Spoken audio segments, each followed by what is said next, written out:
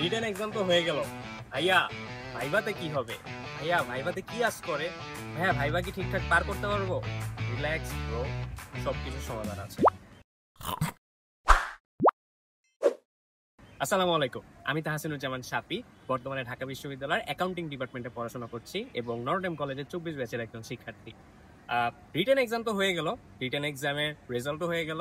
যারা রিটেন এক্সামের রেজাল্ট পর্যন্ত পার করেছো তাদেরকে ছোট্ট কংগ্রাচুলেশনস, কারণ এখনো কিন্তু মূল জার্নি পার করা হয়নি। তোমাদের ফাইনাল যে জার্নিটা সেটা হচ্ছে ভাইবা। ভাইবা নিয়ে আমাদের অনেকের কোয়েশ্চেন থাকে, বিশেষত যখন নামটা নটরডেম কলেজ হয় তখন কিন্তু ভাইবার ব্যাপারের যে বিশেষত্ব সেটা কিন্তু বহুগুণে বেড়ে যায়।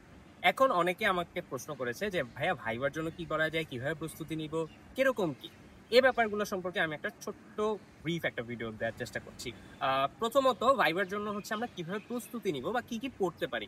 দেখো, তোমার একাডেমিক নলেজ সম্পর্কে এনডিসি অথরিটি ওভাবে জাজ করবে না, কারণ তোমার একাডেমিক ইনফরমেশন এনডিসি রিটেন এক্সামের মাধ্যমে নেওয়া হয়ে গিয়েছে। অর্থাৎ এনডিসি বুঝে গিয়েছে যে তুমি একাডেমিক্যালি মোটামুটি শার্প। বাট এখন তোমার অ্যাপিয়ারেন্স, তোমার স্মার্টনেস, তুমি কিভাবে টাফ সিচুয়েশন হ্যান্ডেল করতে পারো, এই জিনিসটা এনডিসি দেখতে চাইবে তোমার ভাইভায়। So prepare yourself smartly and present yourself smartly. এটা কিভাবে করে? ড্রেস আপটা সুন্দর রেখো, কোনো ইনফর্মাল বা আনস্মার্ট ওয়েতে যাবে না। চুলের কাটটা সুন্দর রেখো, যদি হচ্ছে অবাঞ্ছিত দাড়ি থাকে তাহলে হচ্ছে দাড়িটা একটু শেপ করে যেও। দেন ড্রেস আপের ক্ষেত্রে যদি আমি বলি, formal shirt and formal pant will be very good for you. So formal shirt and formal প্যান্টটা মেনটেন করার চেষ্টা করো, অথবা কেউ যদি মাদ্রাসা ব্যাকগ্রাউন্ডের বা ইসলামিক ব্যাকগ্রাউন্ডের হয়ে থাকো তাহলে পাঞ্জাবি পায়জামা পড়তে পারো। সে সম্পর্কেও তোমাদেরকে কোনো বাধা দেওয়া হবে না বা এটার উপর কোনো খারাপ মার্কিং হবে না। এবারে আসি, ইন্টারভিউটার ধরন কিরকম হতে পারে। তোমার থেকে একাডেমিক কোয়েশ্চেন বা তোমার জ্ঞানমূলক কোয়েশ্চেন তোমার থেকে কম জিজ্ঞেস করবে, অথবা জিজ্ঞেস করলে হয়তো একটা জিজ্ঞেস করবে। স্পেশালি তোমার অ্যাকাউন্টিং রিলেটেড অথবা ফাইন্যান্স রিলেটেড হচ্ছে কোয়েশ্চেন বেশি আসতে পারে। যদি তুমি সেটা পারো, ভেরি গুড। যদি তুমি নাও পারো, খুব একটা হতাশ হওয়ার কিছু নেই। তবে মামব্লিং করা যাবে না। প্রথম শর্ত, মামব্লিং কোনোভাবেই করা যাবে না। আমতা যে স্যার মানে এরকম কোনো কিছুই করা যাবে না। যদি তুমি না পারো, just straight let them no, sorry sir আমার এই মুহূর্তে মনে নেই। সহজ কথা। আমার এরকমও ফ্রেন্ড দেখেছি, তাদেরকে 3টা কোয়েশ্চেন করা হয়েছে জেনারেল নলেজ অ্যান্ড অ্যাকাউন্টিং সম্পর্কে, সে 3টার একটাও পারেনি, কিন্তু সে এনডিসিতে চান্স পেয়েছে। কেন? কারণ সে ওই সিচুয়েশনটা স্মার্টলি হ্যান্ডেল করেছিল। সো এটা তোমাদের জন্য প্রযোজ্য।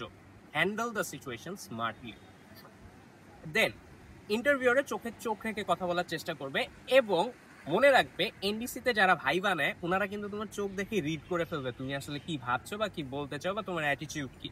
সো নিজেকে ওভার স্মার্টলি হচ্ছে প্রিপেয়ার করার কোনো প্রয়োজন নেই, বা নিজেকে ওভার স্মার্টলি প্রেজেন্ট করারও কোনো প্রয়োজন নেই। জাস্ট সিম্পলি যেই সিচুয়েশনে যেটা আসবে সেটা দিয়ে সুন্দর মতো হচ্ছে উত্তর দিবে, সুন্দর ফ্লোতে এগিয়ে যাবে, নাথিং এলস। তবে যদি একাডেমিক প্রিপারেশন নিতেই হয়, আমি বলবো অ্যাকাউন্টিং এর যে তোমাদের এসএসসি লেভেলের বইটা সেটা একটু ভালো করে দেখে যেও।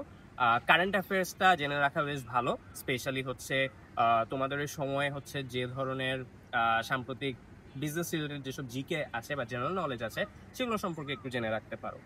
আমি যদি আমার পার্সোনাল ভাইবার এক্সপিরিয়েন্সের কথা বলি, আমাদের সময় ছিল শীতকাল, ডিসেম্বরের মোস্ট প্রবলি 21 বা 22 তারিখ এরকম একটা ডেট। তো শীতকাল হয় হচ্ছে সুটের বুটের হয়ে গিয়েছিলাম। তো ভাইবা দেওয়ার পর আমি হচ্ছে 2টা কোয়েশ্চেন পেরেছিলাম, আরেকটা কোয়েশ্চেন আমি শুনতে পারিনি।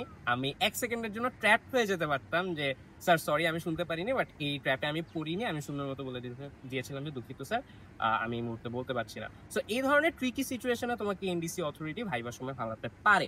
So B prepare for that. Overall তোমাদের জন্য অনেক অনেক শুভকামনা। যে কোনো কোয়ারিজের জন্য তো এক্সেল পিস তোমাদের পাশে আছে, অবশ্যই তোমরা আমাদেরকে রিচ আউট করার চেষ্টা করবে। Thank you so much.